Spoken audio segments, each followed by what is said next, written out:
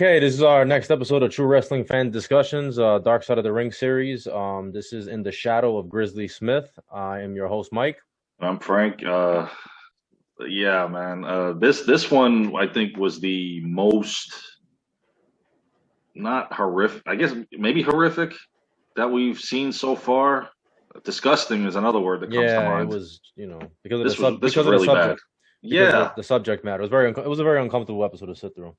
Oh my God. Yeah. I almost couldn't, Yeah. but you want to go ahead and lead it off?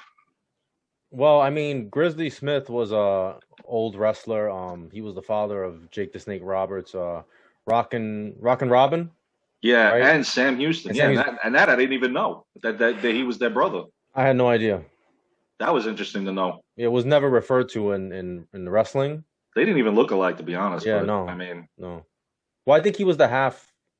Jake Roberts was the half brother of Rockin' yeah, Robin, right? I was trying to piece it together. I know Maybe.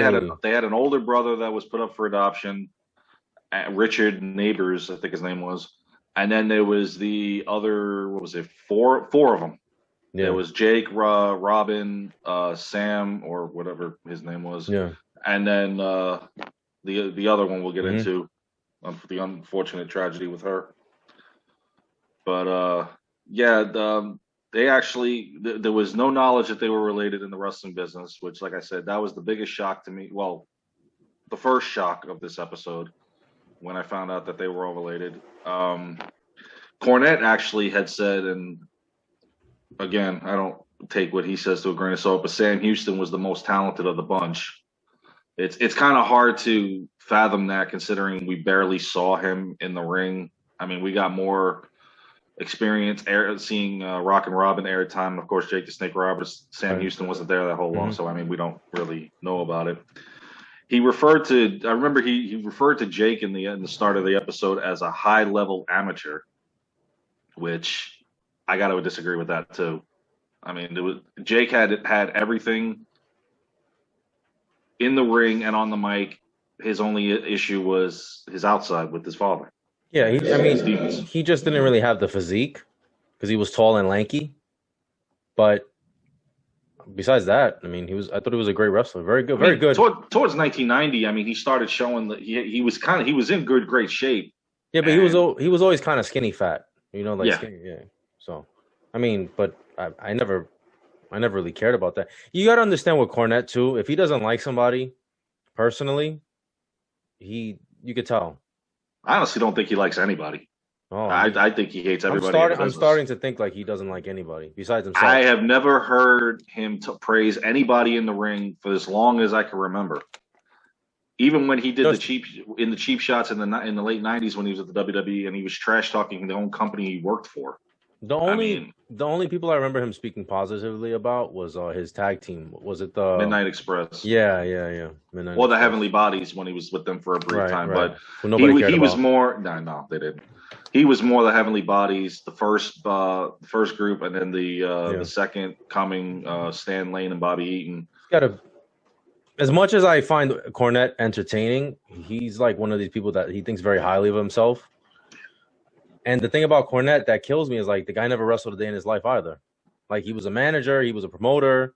He had a couple of matches, but it was never full time. But he was never a wrestler. So he likes to really, criticize all these people, but he's never been in that ring, really. So this is true. So they went on. The episode had gone on to Roberts had actually he had mentioned that he believed that he was the true snake in the grass in the ring, and he had mentioned that his father did not want him to go into the business. No, he didn't. And he actually got him fired from several independent wrestling things. He told the promoters, fire him. He's a bum. He's not going to amount to anything, which I thought was ridiculous. I mean, but whatever. I mean, this is just the guy that Aurelian Smith Sr. was. So he said he had gone on to say that his father was ashamed of him, which again, I don't understand that, but whatever. That he was gutless and wouldn't amount to anything. And this really took a toll on Jake for his wrestling career, because again, that he said in various interviews that this was part of his problem which I understand you have the issues that you had, but you can overcome them and not be a victim to them.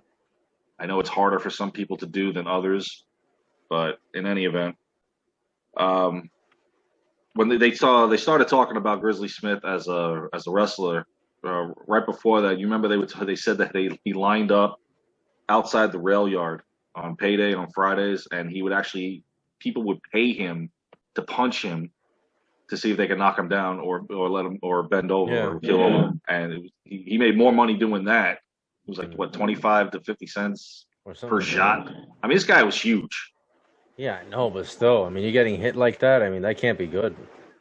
Well, nobody said he was. I don't know how true that. Had a clear head. I mean, I don't know.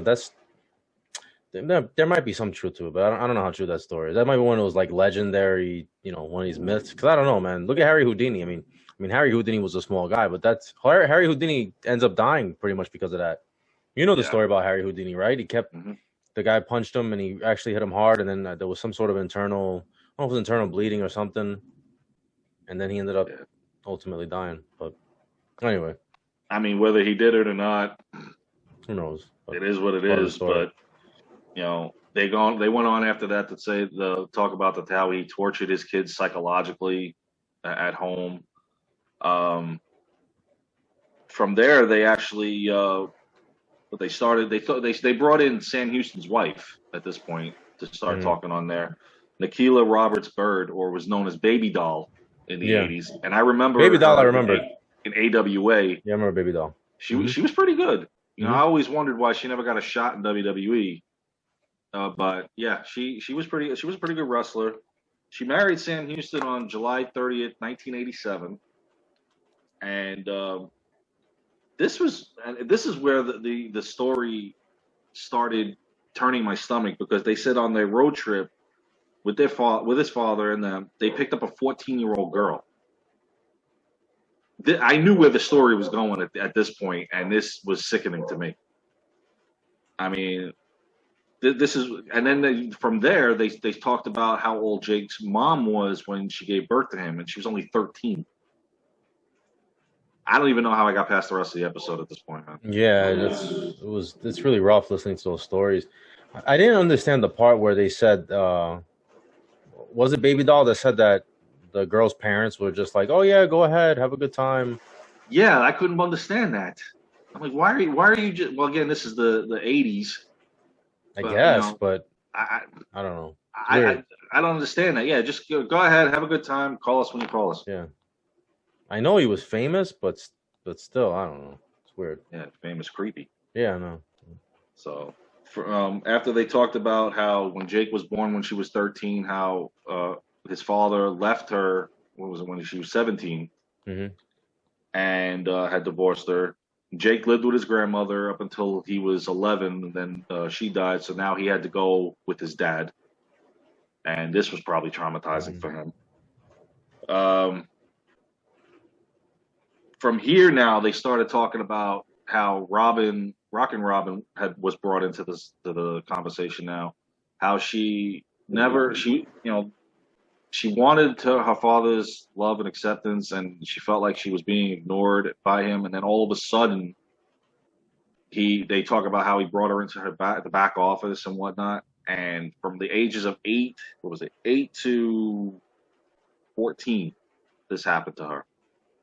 And finally, at the age of 15, she told him, "You touch me again, I know where your guns are. I'm gonna shoot you." Yeah. I mean, this is another like, oh my God, here. How is this guy getting away with this? It's just, I mean, dude, I was ready to freaking throw the TV last night. Yeah, it's just bad stuff. This really was. I mean, from even there now, his new wife is 16. So I mean, how is this even happening? How is this even legal? I know. Well, the thing about marriage, I mean, and we're talking about the 80s, from state to state, it varied on the legal marriage age and stuff like that, and also the parents' consent. Probably in some of those states where the parents can sign off on it. I don't know. I can't even see how anybody would sign off on their 16-year-old daughter for this creep. I don't know. It's not good. No, and then of course the story's not going to get any better now because then they followed it up with that with the other sibling, Jolene, and she what was it? They started talking about because this part was a little fuzzy with me. They started talking about how she had her stuff together. She lived in a trailer park. She had a kid.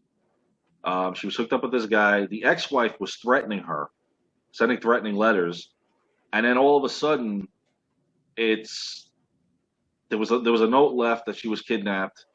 Apparently, the Aurelian Senior knew about this because it's like he tells the kids, "Oh yeah, your sister was kidnapped. See you later."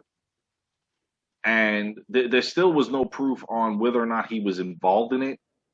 They got the ex-wife on aggravated kidnapping, and she actually got 33 years. Unfortunately, she only served 7, which is ridiculous. But because they never found the body, still to this day. But it puzzled me through the last part of that episode of did this guy even did he know that his daughter was abducted and kidnapped? I don't know. It was weird. That whole thing was kind of weird because they explained how that daughter kind of popped up out of nowhere and met up with Rockin' Robin, and then told her, like, kind of had dinner with her, something like that. They met up and was kind of like she could tell that she also was molested too, but wouldn't come out and actually say it. So she was trying to like feel her out to see if she would admit it and then they did say that this guy actually, he was a bit concerned, and like he went to the trial. He actually missed, for the first time ever, he missed wrestling dates or whatever. And he was gonna kill the guy that actually kidnapped the daughter. And he had the wire. I think it's a wire and something else, and he was gonna strangle him. I thought it was her. I thought it was her he was trying to get, the ex-wife. The ex-wife. Not the guy that did that. They never mentioned did they ever get the guys that did it. No. So it was the ex-wife that he was just her. Yeah, it was the ex-wife that he was gonna strangle. At this point, I was in favor of that. So yeah, but I don't know whether he was actually involved. The only thing that the son said was that he didn't have any reaction to it afterwards. That's not a surprise considering he really didn't. Honestly, I don't care if he had any love for his kids, period. Right. So I don't think necessarily it was that he had a hand in her getting kidnapped. He probably just didn't care, you know? So the whole thing was kind of bizarre, and I think they try to get Unsolved Mysteries involved, and he wanted nothing to do with it. Yeah, he told him to just drop it. Yeah. Leave it alone. Don't do it. So, by that point, if I'm them, I'm like, the hell with you? I'm doing this anyway. Right. I didn't understand that whole part, so I don't know. I don't know. It was very bizarre. I mean, they suspected it was the what was it? The Carl Gage, the chief of police back at the time, had suspected that the body was put in an incinerator. Mm-hmm. Which, if that's the case, then this is over and done with. We're never going to find her. But there was no lead to it, but that's what he suspected. Right.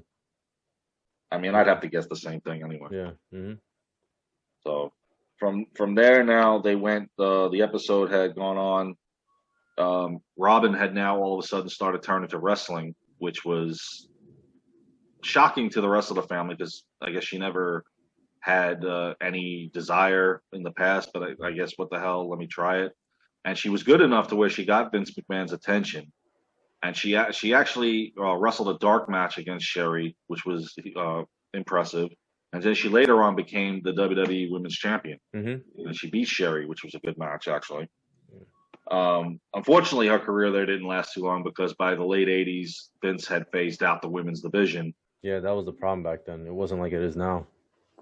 Yeah, well, I'm not getting into that. At least not in this episode. Because right now he doesn't have a division. Anyway, again, so then from her, they start talking about Sam Houston again, how he was the best worker.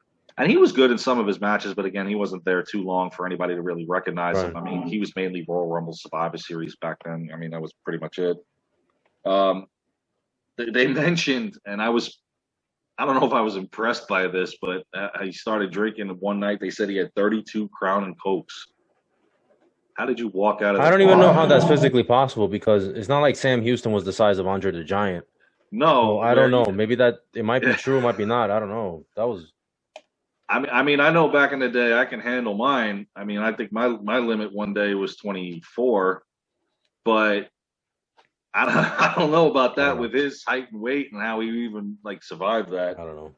But I thought it was pretty impressive. He had like several. What was it? They said 30 different times he was arrested, and his Yeah, father supposedly. got him out every time because of his Cornette popularity. Cornette said he set the all-time DUI record or something like that. Yeah, I don't know about that. Yeah.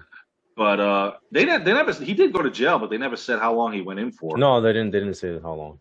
Which I was actually shocked because they said he could go in for over 30 years, but he never did. Right. I'm maybe a year or two, who knows. So now at the point, this is where it starts getting creepy again. Robin gets a visit from her dad, and he has this 9-year-old girl with him. And he goes into the back to go get some sleep, and she starts talking to the girl, and she stays up all night with her, and she's asking questions. And he gets up the next morning and says, "We got to go," and tells him, "You are not going anywhere with this child. You get the hell out of here." And I mean, this is where it started getting even more creepy, man. I mean, this episode really did turn my stomach. And so again, then they started going back and forth a little bit. First they go to Robin, then to Sam, then to Robin, then back to Sam. So now, again with Sam, now he's in jail. He tried to hang himself. It failed. He fell so hard on his feet. He said he bruised his heels. And he said that before he jumped, he told God, "You're the only one that could stop this," and that the rope snapped. And he did. And he lived to tell the tale. That's crazy. Man, I don't know. So, and then from there, this is when Jim Cornette called, and I've said this in the past as well, that Cornette called Jake Roberts the Keith Richards of wrestling. He really is. I have said this in the past. Yeah. Many people can back me up on this. I have said when push comes to shove, and after all the wrestlers phase out and rest in peace, he's still gonna be kicking. Yeah. After everything he's done, all the crap he did through the late '90s, and they started showing all that stuff that he did in the independents with the snake, and there was a time where he was supposed to DDT somebody, couldn't even do it. I mean, he was 300 pounds. He went to the ring drunk. I mean, he just everything he's done. I don't know how he's still standing. It's just amazing. And the one true thing he said in this is that he called himself a junkie, a liar, and a thief. Now, if everybody's seen our last episode on The Ultimate Warrior, use that what I just said and go back and hear what he said about the Warrior, and then take it with a grain of salt and see, okay, now see how you believe it now. He proved himself right here to be all three of those things. Now, if you're all three of those things, anything you say, nobody's going to believe you. Come on. Yeah.